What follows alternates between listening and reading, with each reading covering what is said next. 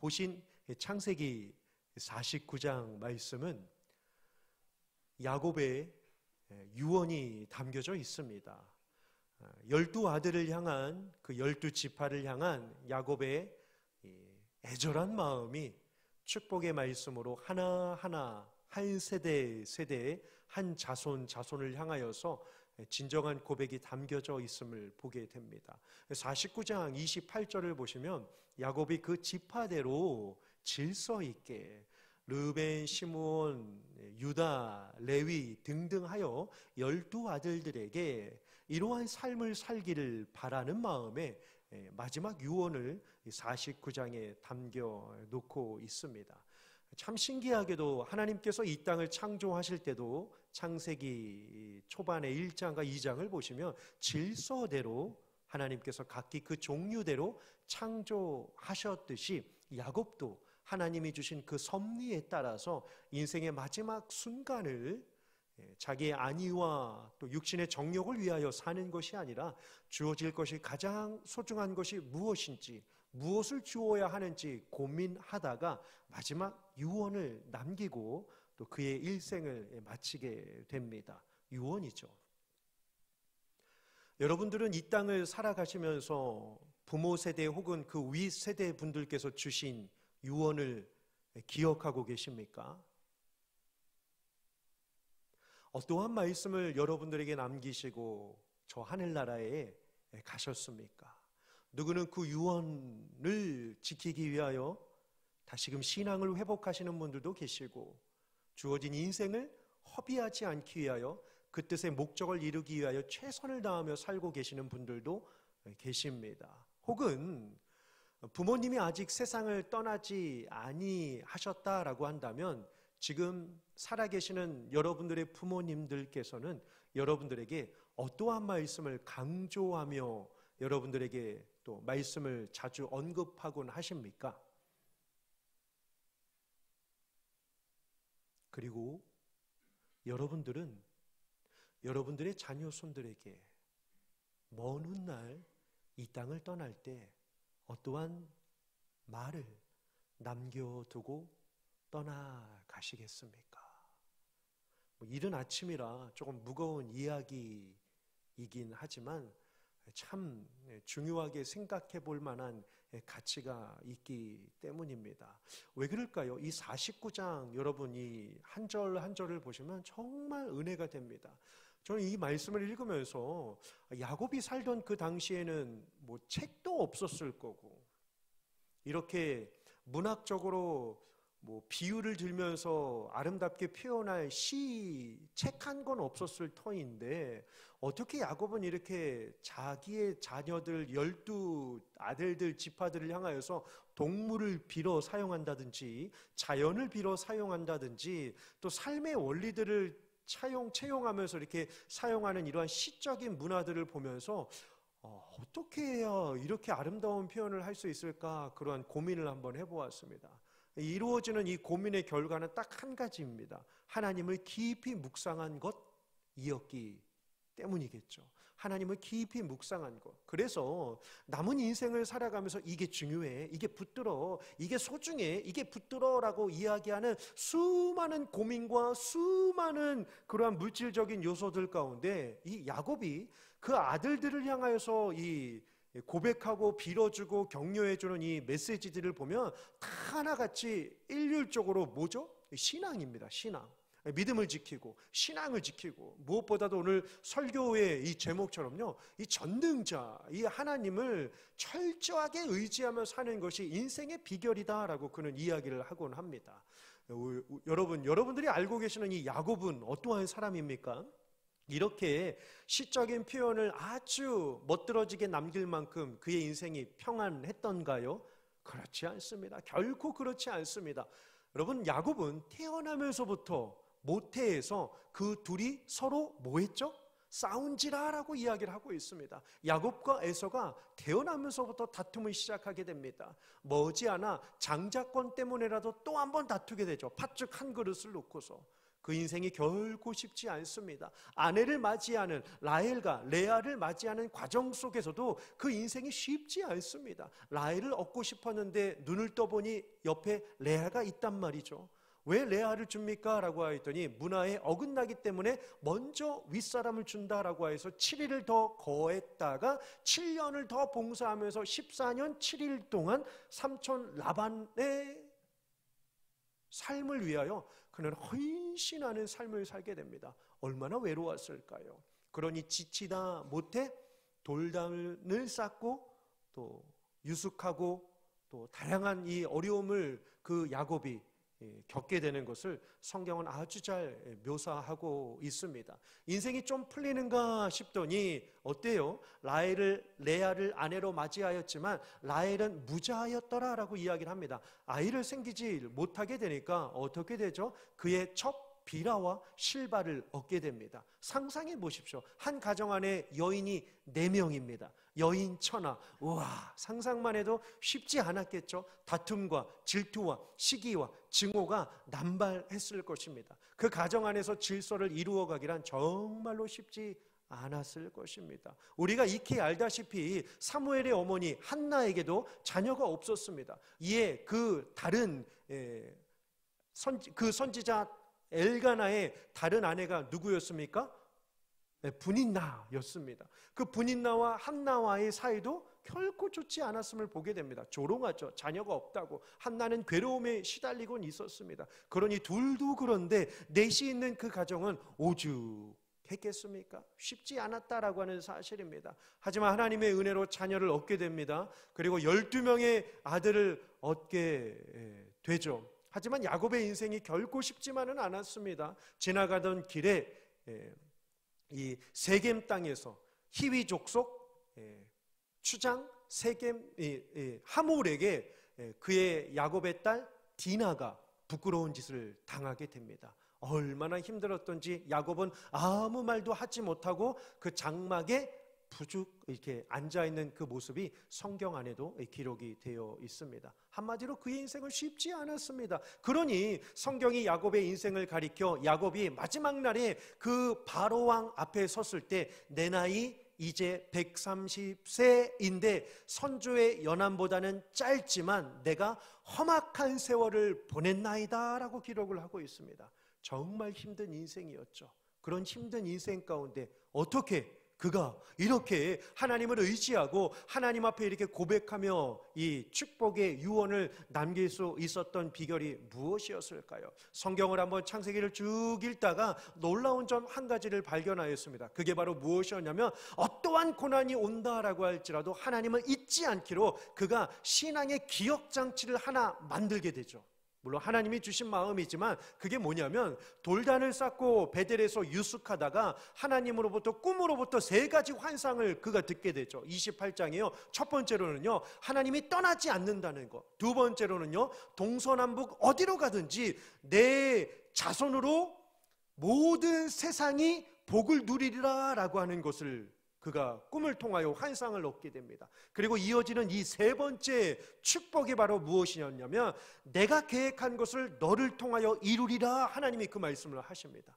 하나님이 계획하신 것을 너를 통하여 모두 이루리라 라고 하는 그 약속을 그가 딱 받고 나서 하나님 앞에 어떠한 고난이 있어도 내가 하나님을 잊지 않겠습니다 라고 하는 이 기억장치 수단을 그가 하나 만들게 되는데 그것이 바로 창세기 28장 후반부에 기록되어져 있는 10의 1을 하나님께 드리겠습니다 라고 하는 서원을 그가 하게 됩니다.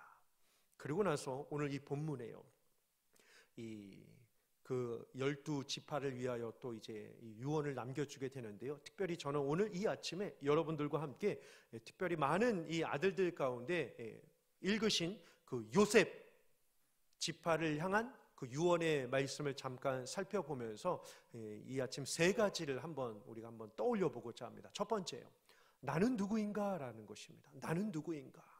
유언을 받고 이제 나는 그럼 어떻게 살아야지라고 하는 마음이 다 드는 것처럼요. 첫 번째는요, 나는 누구인가예요. 두 번째는요, 그럼 나는 어떻게 살아야 하는가. 나는 누구인가? 나는 어떻게 살아야 하는가? 그리고 마지막 3번째로는 왜 그렇게 살아야만 하는가로 한번 질문을 하면서 답을 하나씩 찾아가고자 합니다. 첫 번째, 나는 누구인가입니다. 오늘 본문에 등장한 사람은 요셉입니다.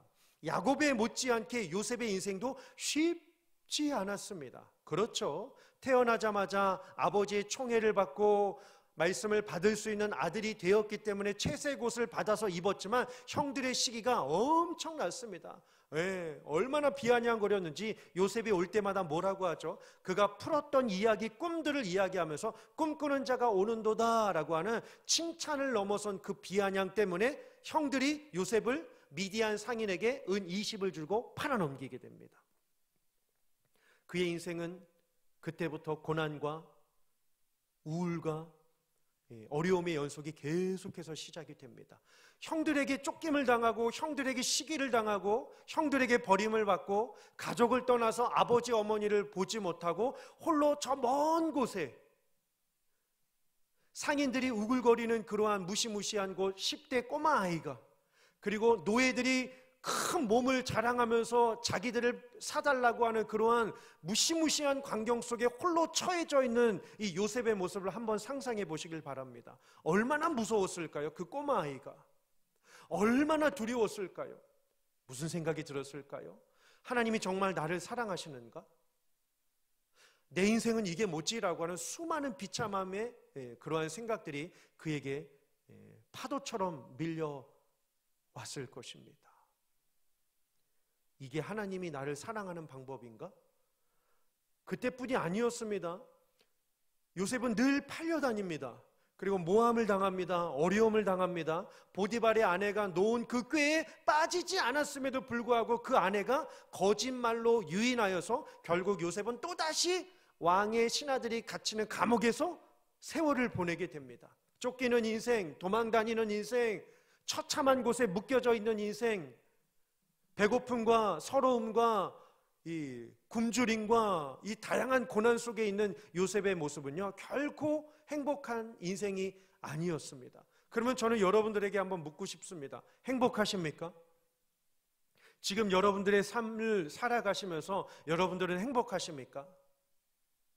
깊이 한번 고민해 보시면 사실 저는 진짜 행복합니다 라고 이야기할 수 있는 대상이 그리 많지는 않으리라 저는 확신합니다. 왜 그럴까요? 사람은 행복하기 위해서는 전제 조건이 붙어야만 하기 때문입니다. 내가 돈이 많으면 행복하겠네, 내가 성공하면 행복할 텐데, 내가 취업하면 행복할 텐데, 내가 명예를 누리고 내가 좀 인기가 있으면 행복할 텐데 라고 하는, 늘 사람은 행복을 말하기 이전에 행복에 대한 전제 조건을 붙인다라고 하는 사실입니다. 여러분들도 마찬가지 아니시겠습니까?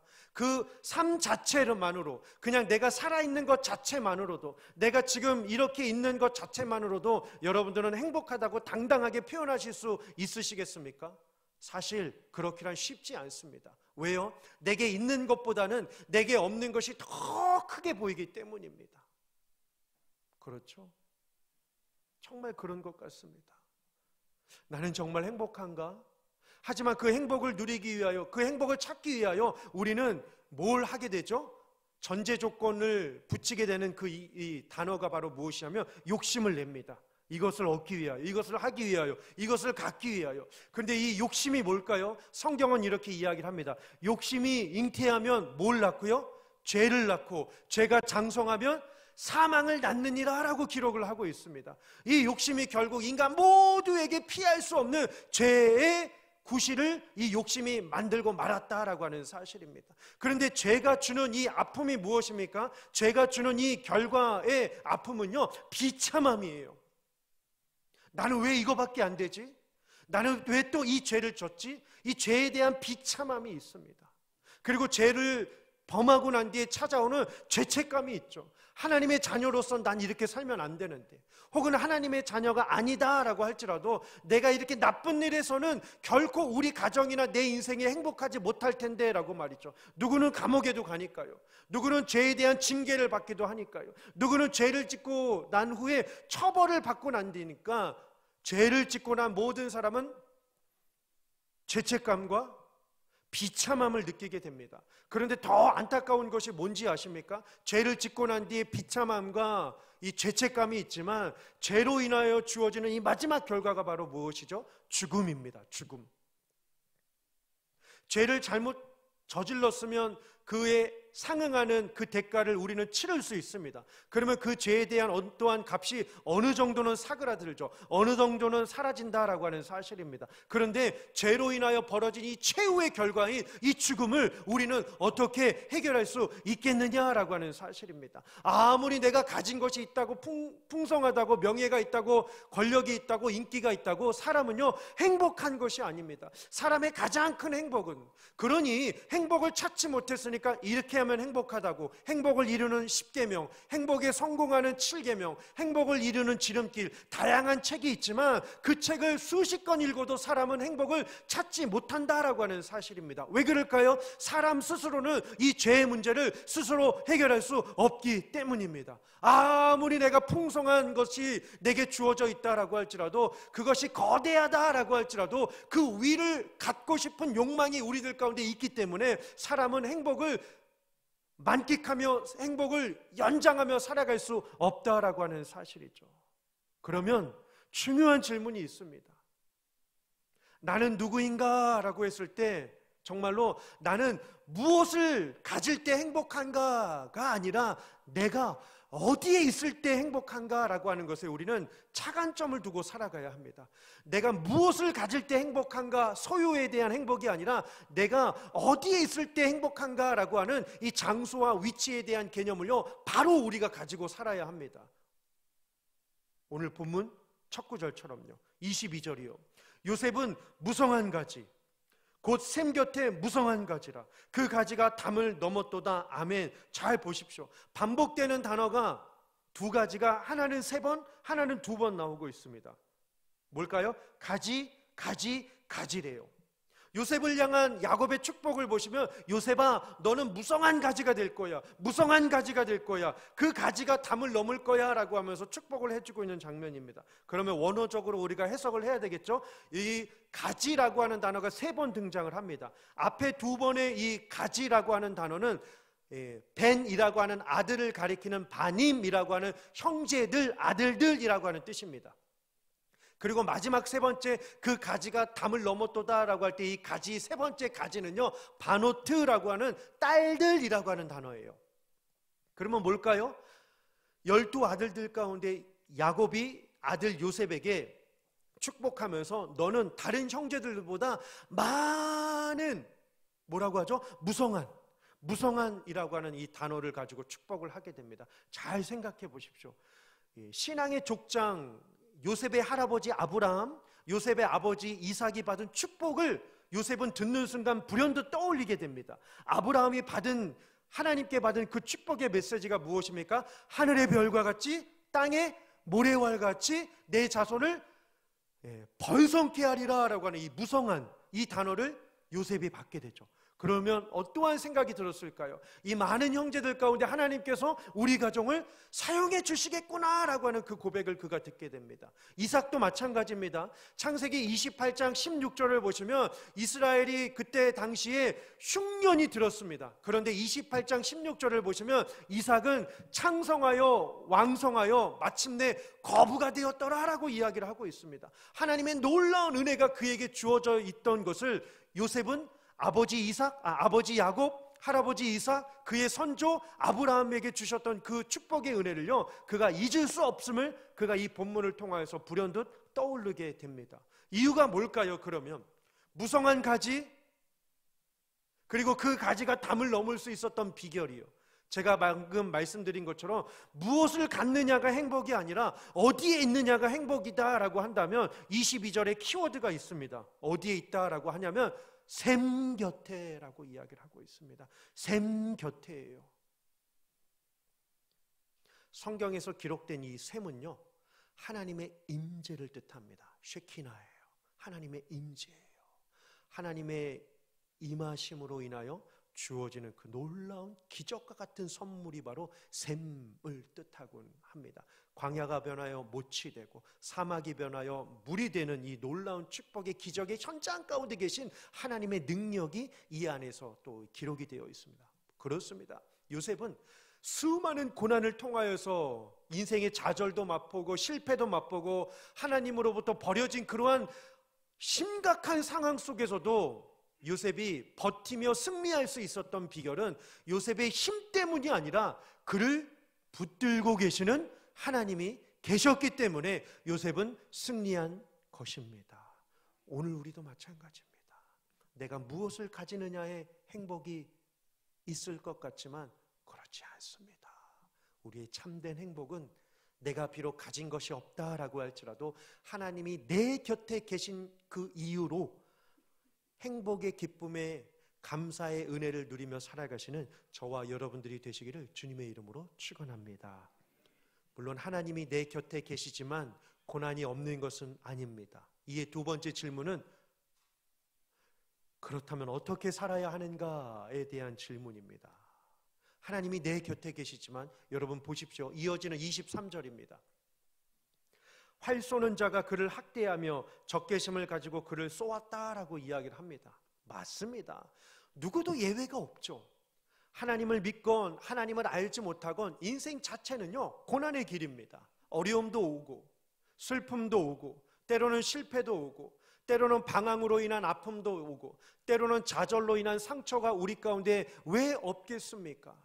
물론 요셉의 인생도 힘들었겠지만 사실 여기 앉아 계시는 여러분들의 인생은 또한 어떻습니까? 종류는 다양하다라고 할지라도 강도는 다르다라고 할지라도 다양한 고난과 어려움이 우리들 가운데 늘 산적해 있음을 우리는 부인하지 않을 수 없습니다. 하지만 신자로 살아가는 우리들에게 있어서 우리 마음 가운데 잊지 말아야 할 중요한 한 가지가 있습니다. 그게 뭔지 아십니까? 이어지는 24절입니다. 요셉의 활은 도리어 어떻게 해요? 굳세며라고 이야기를 하고 있습니다. 바로 이거죠. 활 쏘는 자가 학대하며 많은 사람들이 그를 쏘아댄다라고 할지라도 요셉이 버틸 수 있었던 비결은 하나님께서 요셉을 붙들고 계셨기 때문에 오늘 이 반전의 역사 도리어 굳세며라고 하는 이러한 신앙의 능력의 은혜가 저와 여러분들 가운데 풍성하여서 하나님의 은혜로 승리하시는 귀한 삶이 되시기를 주님의 이름으로 축원합니다. 왜 도리어 굳세었을까요? 이것도 비결은 하나죠. 24절입니다. 그의 팔이 힘이 있었던 이 비결은요, 이는 성경의 이는 왜냐하면입니다. 왜냐하면 잘 보세요. 야곱의 전능자, 이게 뭘까요? 권능을 뜻합니다. 하나님의 권능 때문이죠. 이스라엘의 반석, 이건 뭘까요? 돌보심을 뜻합니다. 목자의 손, 이건 뭘까요? 안정을 뜻합니다. 네. 하나님의 권능, 하나님의 돌보심, 하나님께서 안정하게 이루어 가시는 이 모든 힘이 있었기 때문에 요셉은 승리할 수 있었다라고 하는 사실입니다. 사실 우리는 누구입니까? 하나님 아니었으면 어떻게 될지 우리는 인생을 알 수 없는 자들이었습니다. 죄악 가운데 버려진 자들이었기 때문입니다. 하지만 놀라운 은혜는 무엇입니까? 내가 하나님을 찾지 않았는데 하나님이 나를 찾아주신 것, 이게 은혜인 줄 믿습니다. 요한 사도가 그러죠. 사랑은 여기 있나니 내가 하나님을 사랑한 것이 아니라 하나님이 나를 사랑하였음이라 라고 말씀을 하고 있습니다. 그 사랑의 하나님 올 한해 많이 누리셔서 구원의 감격이 충만한 삶이 되시기를 주님의 이름으로 축원합니다. 하나님의 손을 힘입어 살아가는 것이 정말로 중요합니다.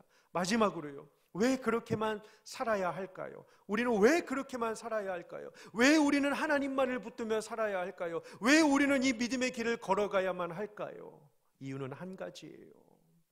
26절 하반절입니다. 26절 하반절이요. 반복되는 단어가 있습니다. 반복되는 단어요. 26절 하반절을 보시면 돌아오며 돌아오리로다 라고 이야기를 하고 있습니다. 언젠간 우리가 돌아갈 고향이 있다는 것입니다. 여러분, 우리는 이 땅에 어떻게 왔습니까? 25절이요. 내 아버지 하나님께로 말미암나니, 전능자로 말미암나니. 그렇습니다. 우리가 이 땅 가운데 올 수 있었던 이유는요, 하나님이 보내주셨기 때문인 줄 믿습니다. 그분이 누구시라고요? 전능자예요. 전능자.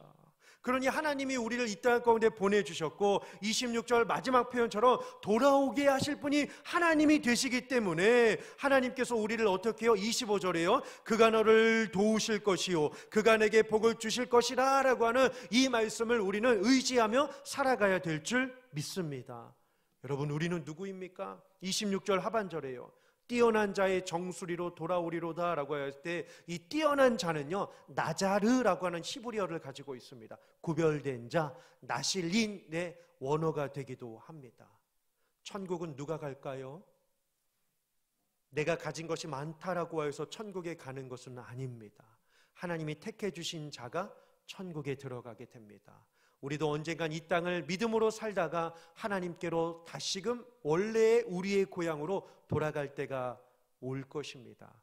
여러분들은 여러분들의 가정의 자녀손들에게 어떠한 신앙의 유언을 남기고 하나님께로 올라가시겠습니까? 여러분들은 그 누구보다도 중요한 유언의 말씀을 주신 예수님의 생명의 66권의 말씀을 마음에 잘 간직하며 살고 계십니까?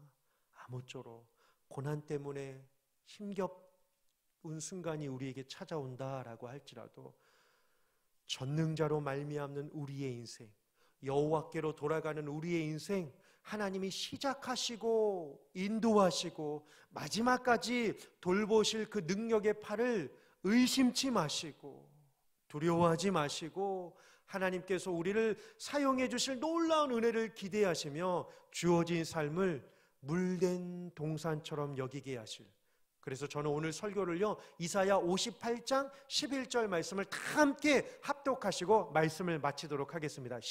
화면이요. 시작. 여호와가 너를 항상 인도하여 메마른 곳에서도 내 영혼을 만족하게 하며 내 뼈를 견고하게 하리니 너는 물된 동산 같겠고 물이 끊어지지 아니하는 샘 같을 것이라. 아멘. 옆에 분도 축복하실까요? 물된 동산이십니다. 물된 동산이십니다. 샘 같을 것입니다. 기도하시겠습니다.